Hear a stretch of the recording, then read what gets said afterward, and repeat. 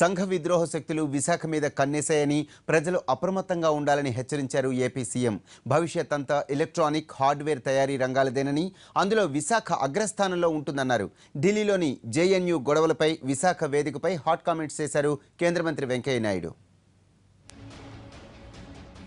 Society for applied microwave electronics engineering research centre Sameer నిర్మాణానికి విశాఖలో శంకుస్థాపన చేశారు కేంద్ర కమ్యూనికేషన్స్ శాఖ మంత్రి రవిశంకర్ ప్రసాద్. విద్యుదయస్కాంత తరంగాలపై ఇక్కడ పరిశోధనలు జరుగుతాయి.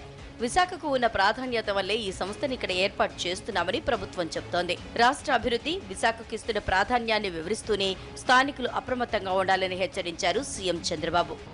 ఈ యొక్క విశాఖపట్నం నుంచి ఎలాంటి యాంటీ సోషల్ ఎలిమెంట్స్ ఉన్నా వారిని రానియకుండా చేయాల్సిన బాధ్యత మీ మీద ఉంది. ఆ విషయం కూడా మీరు గుర్తుపెట్టుకోవాలి.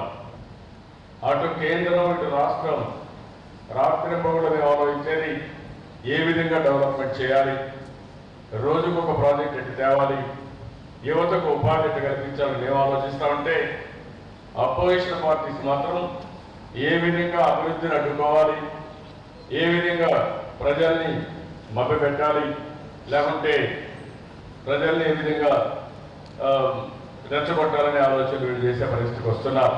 జేఎన్యూ అల్లర్లను ప్రస్తావించిన వెంకయ్య నాయుడు కొందరి వల్ల విశ్వవిద్యాలయాల వాతావరణం చెడిపోతోందన్నారు. విచిత్రమైన ఆలోచనలు చేస్తూ విశ్వవిద్యాలయ ప్రాంగణాన్ని కలుషితం చేస్తూ తప్పులు చేస్తున్నారు. నిన్న ఢిల్లీలో జరిగే దానిపైన మళ్ళా రాజకీయ ఆభాంతం జరుగుతుంది, తప్పుడు ప్రచారం జరుగుతుంది, దేశ యొక్క ప్రతిష్టను దిగదార్చే ప్రయత్నం చేస్తుంది. దేశంలో సహనం లేదని కొందరు. ప్రపంచంలో సహనం అంటూ ఈ దేశంలో ఉందంటే అది ముందుగా ఉంది భారతదేశం. ప్రపంచంలో ఉన్న ప్రతి పరిమాణం వాడు ఇండియా యుద్ధాలు చేసేది. విద్యుదయస్కాంత తరంగాలతో విచ్ఛిన్నకర శక్తుల కమ్యూనికేషన్, రక్షణ వ్యవస్థల్ని స్తంభింప చేయవచ్చని, వాటిని నిరోధించడంపైనే విశాఖ సమీర్లో పరిశోధనలు జరుగుతాయన్నారు కేంద్ర మంత్రులు.